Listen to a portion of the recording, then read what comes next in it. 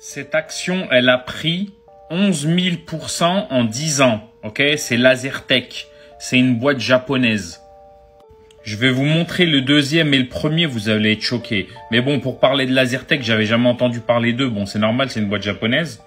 Bon, d'après ce que je viens de lire, en fait, ils proposent des produits liés aux semi-conducteurs, notamment des systèmes liés aux masques pour les solutions ultraviolettes extrêmes et ultraviolettes profondes, etc., etc. 11 000%, regardez la courbe. Regardez la courbe, vous allez voir un truc, ça va vous choquer. Regardez comment c'était plat jusqu'à 2016, machin. Faut savoir qu'en 2016, les taux de la Fed, la Banque centrale américaine, sont passés à 0 en 2016. Regardez bien la courbe. Elle est exponentielle. Et aujourd'hui, ça continue. Mais en fait, c'est comme s'il y avait eu un lâcher immense de liquidité, mais de psychopathe. Et en fait, le truc, il a explosé. Et vous allez voir que c'est pas les seuls, hein. Deuxième, Nvidia, ok. Nvidia, pourquoi ils ont pété? Comme ça, bon, il y a eu les cryptos, minage de crypto, les cartes graphiques. De toute façon, l'univers du jeu de vidéo, il s'est beaucoup développé. Cartes graphiques, c'est Nvidia. Les voitures autonomes Tesla, les cartes graphiques, c'est Nvidia. Intelligence artificielle, c'est Nvidia. Autant vous dire que Nvidia, l'avenir, il est très très beau pour eux parce que voilà, l'avenir, il est fait d'intelligence artificielle, de puissance de calcul. Eux, c'est tout ce qu'ils fournissent. Regardez la courbe. Voici la courbe de Nvidia. Regardez bien, hein. Pareil, vers 2014, c'était calme plat, calme plat, calme plat. À partir de 2016, il y a eu une impulsion, ok? Et après, ça a explosé. Il y a eu un petit rebond vers 2022, là où ça a chuté jusqu'à 120 $. Mais il faut savoir que vers 2014, le truc, ça valait 7 $. Aujourd'hui, on est à 430 $.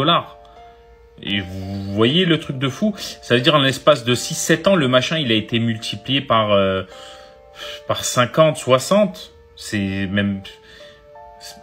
incroyable. Et les premiers, c'est qui?